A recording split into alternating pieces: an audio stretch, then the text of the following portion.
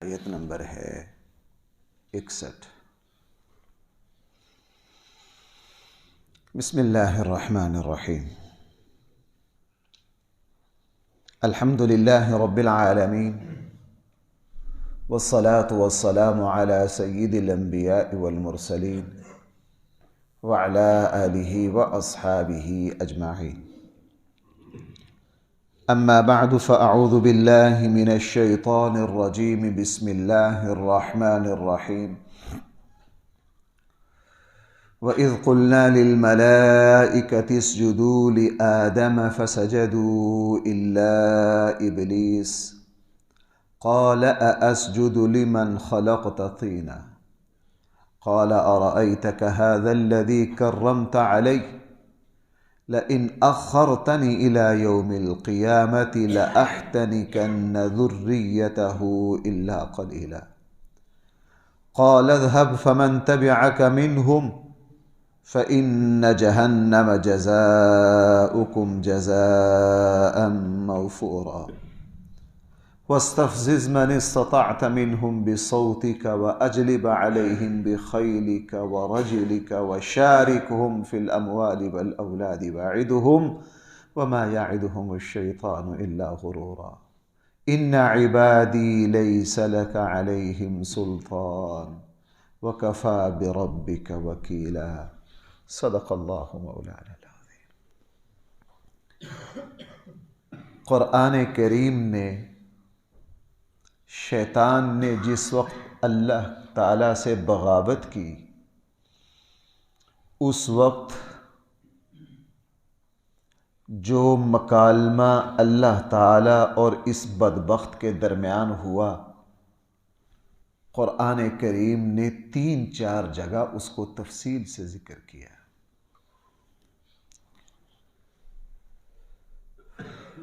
اللہ تعالیٰ سے اس نے جو بغاوت کی، اس کا سبب میں اور آپ بنے، آدم اور آدم کی اولاد بنی۔ قرآن کریم یہ مکالمہ ہمارے سامنے اس لیے رکھ رہا ہے تاکہ اولاد آدم کو یہ یاد رہے کہ اس خبیث نے اللہ تعالیٰ کی سب سے بڑی جو بے ادبی کی، اللہ تعالیٰ سے جو بغاوت کی، اس کا سبب کون تھا، تاکہ اولاد آدم جب اپنی پارٹی منتخب کرے، اس کو پتہ ہونا چاہیے کہ جس رب کی ساری نعمتوں سے تم فائدہ اٹھاتے ہو، اس رب کی بغاوت اس شیطان نے تمہاری وجہ سے کی تھی۔ باپ دادے میں کوئی لڑائی ہو جائے نا، کوئی اوپر کسی خاند کوئی جھگڑے ہوں، کوئی معاملات ہوں، تو بیٹے پوتوں کو پتہ ہوتا ہے ہمارے بڑوں میں ناراضگی کا سبب اوپر یہ بنا تھا۔ کیوں جی ہم اس پر حساس ہیں یا نہیں؟ اس پر ہم بڑے حساس ہیں۔ تو اللہ تعالیٰ جو ہمارے رب اور ہمارے خالق و مالک ہیں، وہاں شیطان نے کس وجہ سے بغاوت کی، یہ پورا مکالمہ ہے، اس کا ایک ایک لفظ بہت بامعنی صورتحال کو کھول رہا ہے میرے اور آپ کے سامنے۔ اب ذرا اس کے الفاظ دیکھیے، قرآن نے یہاں کیا کہا ہے۔ وَإِذْ قُلْنَا لِلْمَلَائِكَةِ اسْجُدُوا لِآدَمَ، جب ہم نے فرشتوں سے کہا تم آدم کو سجدہ کرو۔ آپ حضرات کے علم میں ہے، اللہ تعالیٰ نے سب سے پہلی جو مخلوق پیدا کی فرشتے ہیں، اس کے بعد میں جنات ہیں، انسان تو تیسری اللہ تعالیٰ کی مخلوق ہے، یہ بہت بعد میں پیدا ہوئی۔ کچھ اہل علم کی رائے یہ ہے کہ زمین پر جنات پہلے آباد تھے، جب انہوں نے زمین پر فساد مچایا تو اللہ تعالیٰ نے جنات کو زمین سے بے دخل کر دیا اور فیصلہ کیا کہ یہاں میں کس کو آباد کروں گا۔ اللہ تعالیٰ نے جب آدم علیہ السلام کا پتلا بنایا، وہ جنت میں نہیں بنا۔ قرآن کا انداز یہ بتا رہا ہے، وہ تو بعد میں کہا کہ جاؤ تم دونوں میاں بیوی کہاں جاؤ، جنت میں جاؤ۔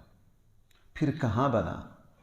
بظاہر یہ ہے کہ یہ اللہ تعالیٰ کے عرش کے سامنے سدرۃ المنتہا، کہیں اور جگہ اللہ تعالیٰ نے آدم علیہ السلام کے پتلے کو وجود بخشا، اور جب اس کا پتلا بنا دیا گیا، آپ کو پتہ ہے کہ قرآن کریم نے دوسری جگہ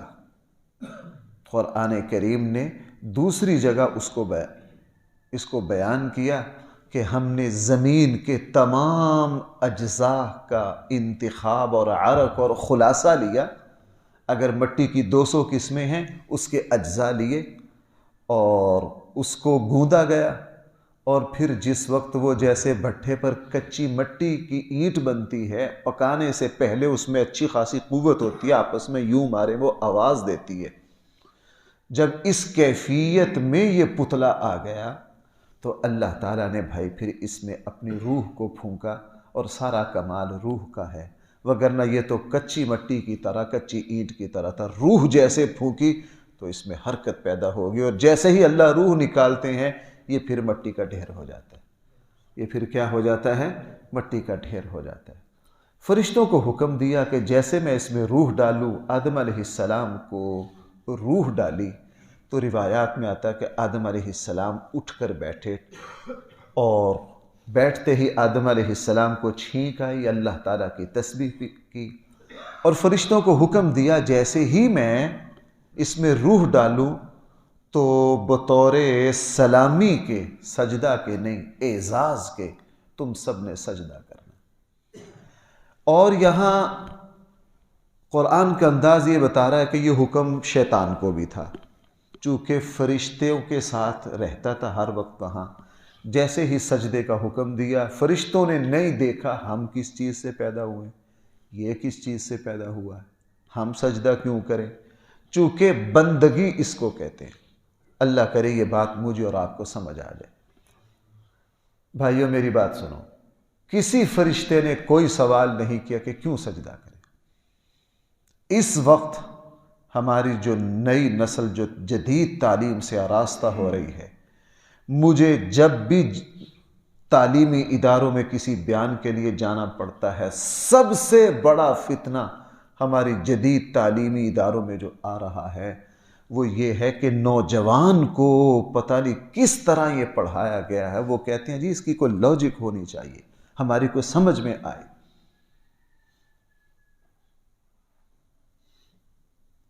وہ کہتے ہیں جناب جو چیز میری عقل میں آئے گی میں اس کو مانوں گا۔ ایسا نہیں کہ اسلام کی باتیں عقل کے مطابق نہیں ہیں، بھائی اسلام کی ہر بات عقل اور فطرت کے مطابق ہے یا نہیں، اور اس کو بیان بھی کیا جاتا ہے، لیکن یہ دیکھو بھائیو، ہم نماز سے پہلے وضو کرتے ہیں، بغیر وضو کے نماز ہوتی ہے، لیکن اگر کوئی بندہ وضو میں اتنا حساس اور وسوسے کا مریض ہو جائے کہ آدھا گھنٹہ وضو کر کے 40 مرتبہ ایک ہاتھ کو دھو کر اس کو پھر بھی یقین نہ ہو کہ میرا بازو پاک ہو گیا، وسوسے کا مریض ہو گیا، تو بھائی یہ وضو پاکی کہلائے گا کہ یا بیماری کہلائے گا؟ اب یہ وضو پاکی نہیں رہا، اب یہ وضو کیا بن گیا؟ بیماری بن گیا۔ اسلام کی ہر بات کو عقل سے سمجھا جائے گا، اس کی عقلی وجہ بیان کی جائے گی، اور علماء نے کی ہیں، علماء نے اس موضوع پر کتابیں لکھی۔ لیکن میں بارہا عرض کرتا ہوں، اصل معیار اپنی عقل کو قرار دینا۔ جو میری سمجھ میں آئے گا مانوں گا، جو میری سمجھ میں نہیں آئے گا اس کو نہیں مانوں گا۔ بھائی اللہ اور اس کے رسول پر ایمان لانا ہے یا عقل پر ایمان لانا ہے؟ یہ عقل پر ایمان لانا۔ مثلا ایک نوجوان کہتا ہے کہ جی بچے اولاد جو ہے وہ 2 کافی ہیں، بندہ انہی کو اچھی طرح پڑھائے،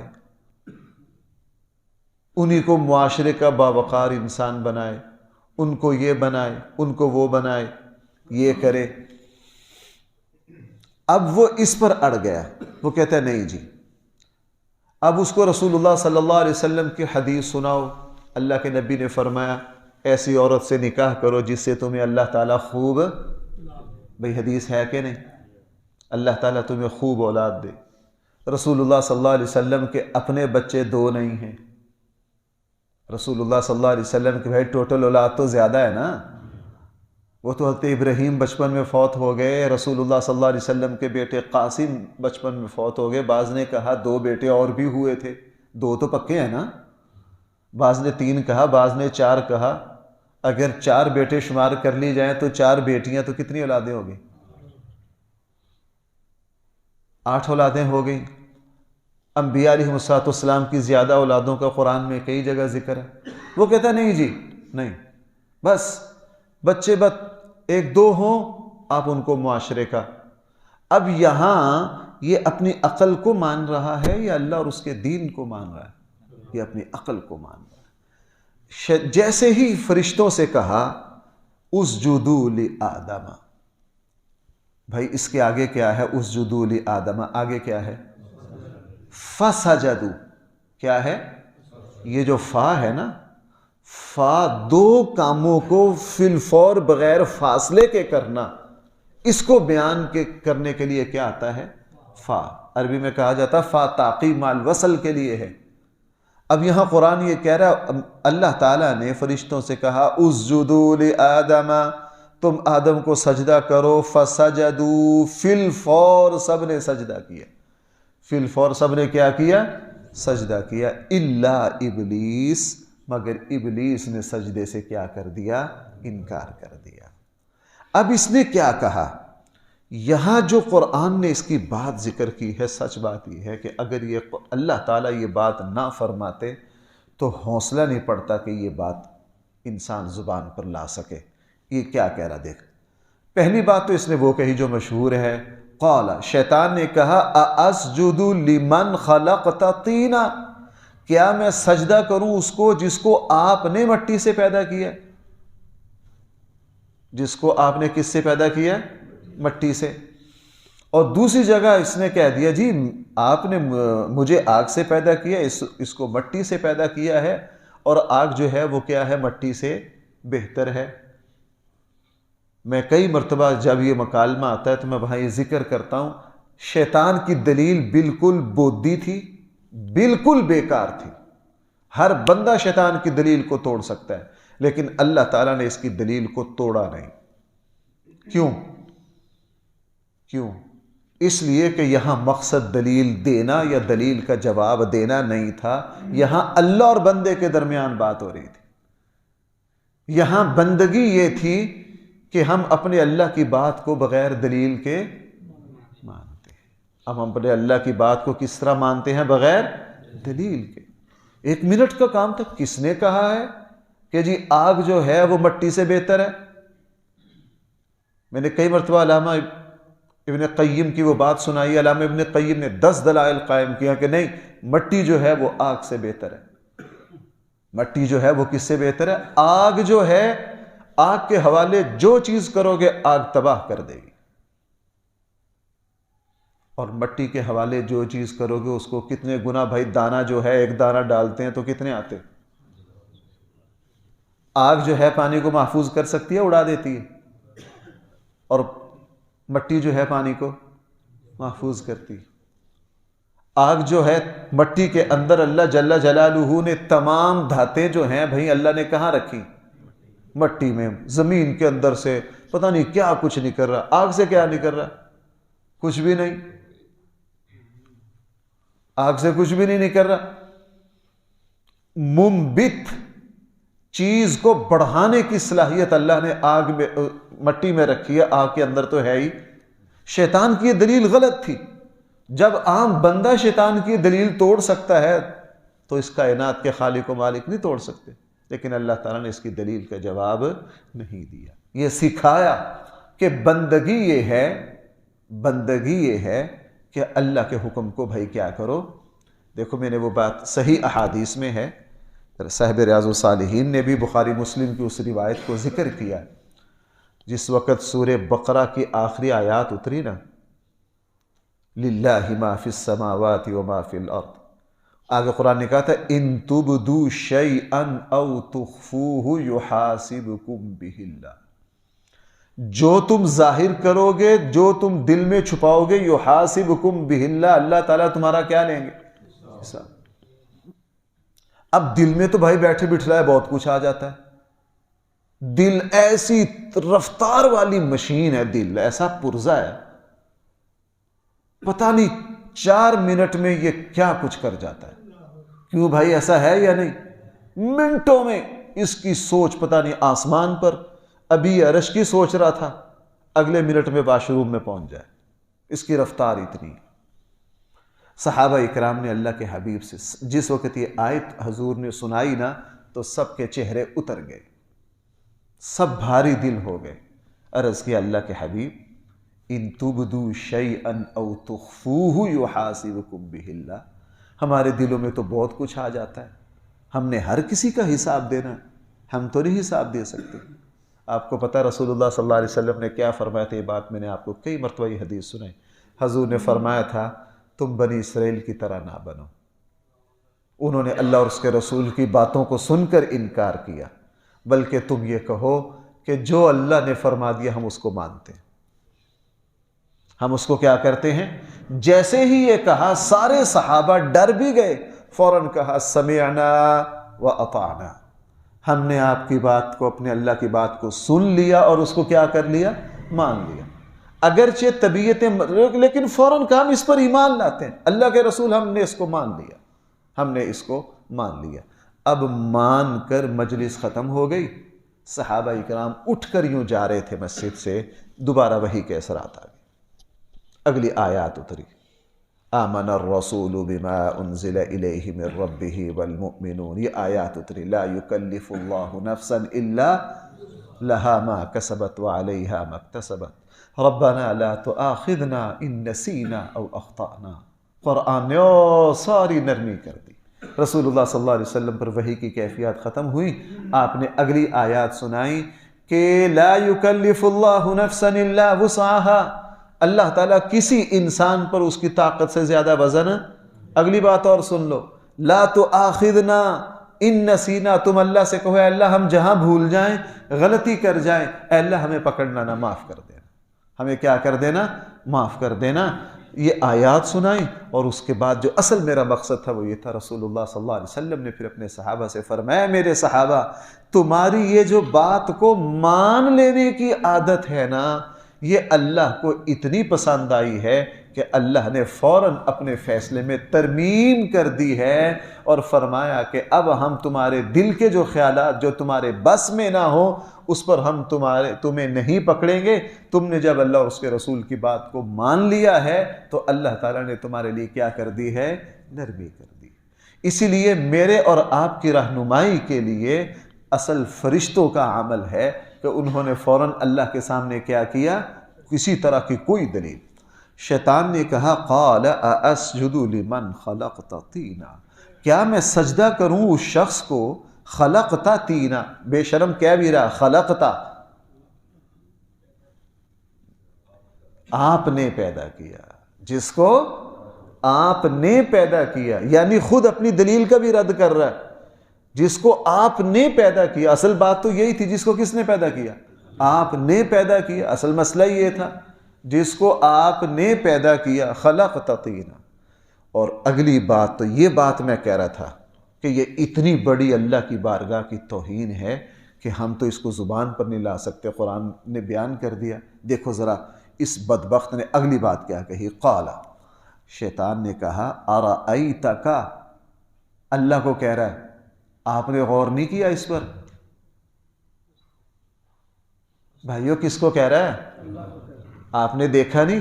جیسے ہم یہاں کو کام غلط ہوئی، ہم کہتے یار تو دیکھ تو صحیح، تو نے دیکھا نہیں؟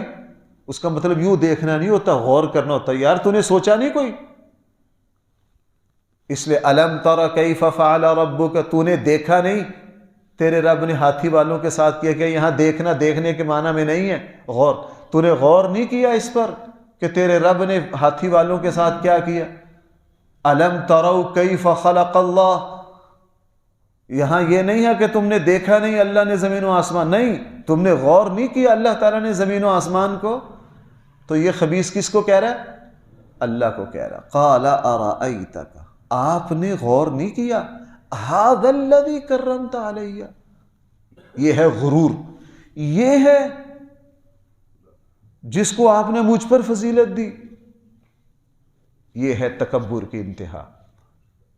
اور بھائیوں، مجھے تو اور آپ کو تو اپنا سبق لینا نا، شیطان کو تو چھوڑیے۔ آج ہم بھی بعض مرتبہ شیطان کا یہ لہجہ بولتے ہیں، اوے اے کمی بندہ۔ کیوں جی ہم یہ لفظ بولتے ہیں کہ نہیں؟ وہ تو کون ہونا ہے؟ ہم دوسروں کو کمی کہتے ہیں، یہ شیطان کا لہجہ ہے۔ بھیا کس کا لہجہ ہے؟ شیطان کا لہجہ ہے۔ دوسروں کو حقیر سمجھنا، دوسروں کو گھٹیا سمجھنا۔ شیطان نے کہا ھذا الذی کرمت علی، یہ ہے وہ جس کو آپ نے میرے اوپر فضیلت دی ہے۔ اور بھائی وہ کہتے ہیں نا کہ زمین و آسمان پہ سب سے پہلے جو دو گناہ ہوئے ہیں ان میں سے پہلا غرور کا ہے اور دوسرا حسد کا ہے۔ چونکہ حسد جو ہے نا یہ نتیجہ ہے تکبر کا۔ حسد نتیجہ ہے بھائی کس کا؟ تکبر کا۔ شیطان اس چیز سے مارا۔ قرآن میرے اور آپ کے سامنے یہ باتیں اس لیے بیان کر رہا ہے کہ آپ رسول اکرم صلی اللہ علیہ وسلم کی وہ حدیث کمال ہے۔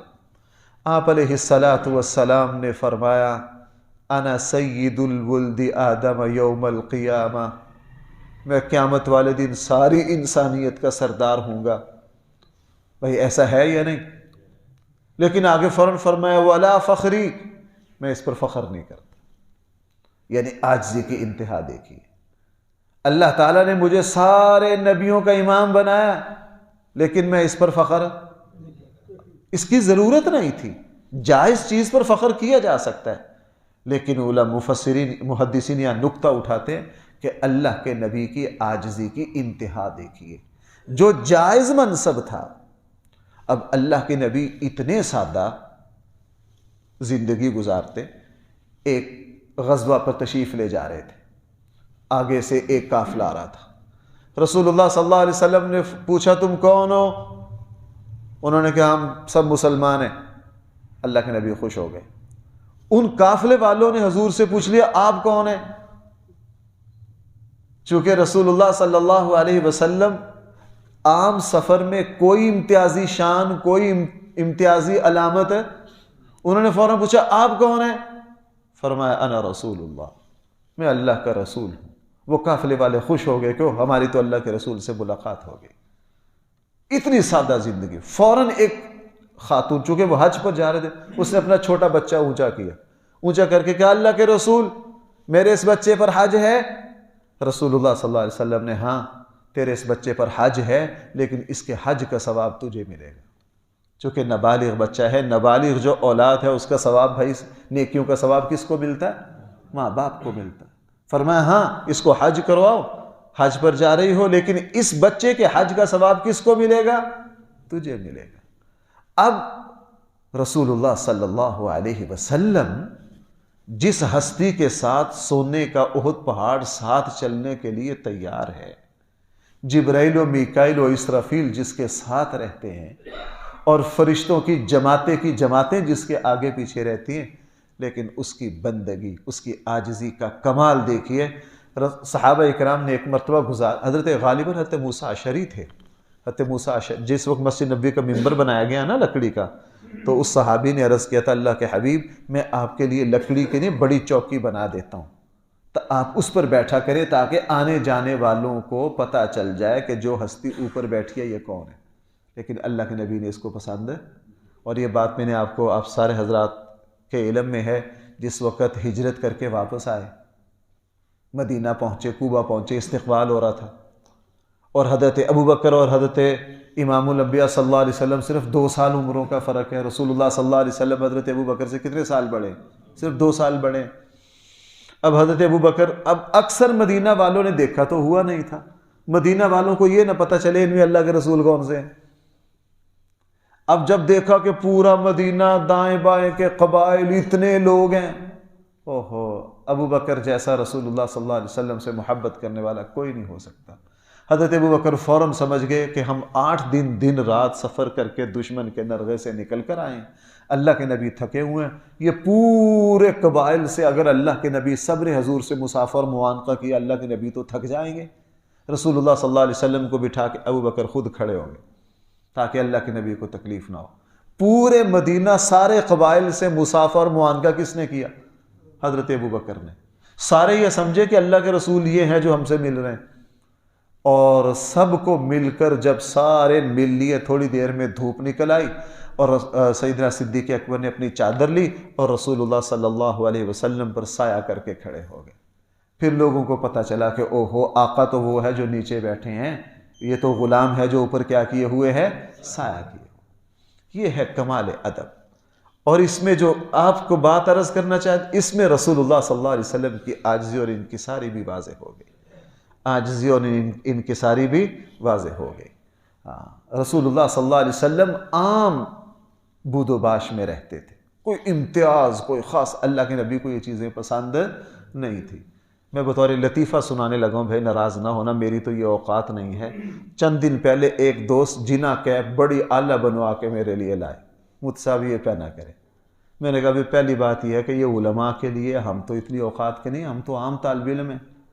دوسرا، اس سے امتیازی شان پیدا ہوتی ہے۔ اس سے کیا پیدا ہوتی ہے؟ امتیازی شان۔ وہ دل نہیں کرتا۔ حکم یہ ہے، رسول اللہ صلی اللہ علیہ وسلم عام صحابہ کا جو حلیہ تھا اسی میں رہا کرتے تھے، عاجزی اور انکساری کی وجہ سے۔ بہرحال شیطان نے غرور سے کہا، ارأیتک، توبہ توبہ، اللہ کو کہہ رہا، آپ نے غور نہیں کیا، آپ نے دیکھا نہیں، ھذا الذی کرمت علیہ، یہ ہے وہ جس کو آپ نے مجھ پر کیا دی ہے؟ فضیلت دی، مجھ پر فضیلت دی۔ اللہ نے توفیق دی تو انشاءاللہ یہیں سے کل دوبارہ چلیں گے۔ الحمدللہ رب العالمین، والصلاة والسلام علی سید الانبیاء والمرسلین وعلی آلہ واصحابہ اجمعین۔ ربنا آتنا فی الدنیا حسنہ وفی الآخرۃ حسنہ وقنا عذاب النار۔ مولا کریم، ہم سب کو عاجزی اور انکساری سے مالا مال فرما۔ اے اللہ، ہم سب کو اپنا عاجز بندہ بنا۔ اے اللہ، ہم سب کو اپنا عاجز بندہ بنا۔ اے اللہ، غزہ اور فلسطین کے مسلمانوں کی مدد فرما۔ اے اللہ، عالم اسلام کو غیرت دے، ان کی مدد کے لیے کھڑے ہوں۔ اے اللہ، غزہ کے مسلمانوں کی مدد فرما۔ صلی اللہ تعالی علی خیر خلقہ سیدنا مولانا محمد وآلہ